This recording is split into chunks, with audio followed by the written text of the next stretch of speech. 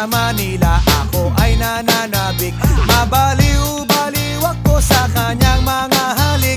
Okay lang di maiwasan na mamiss paminsan-minsan, pero pag kami nakita aking panggigigilan, di ko siya titigilan when she comes. Di ko siya titigilan when she comes.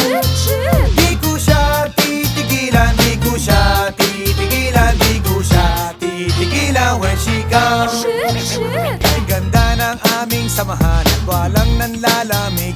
Mas pa sa mag-asawa ang aming dinadaig.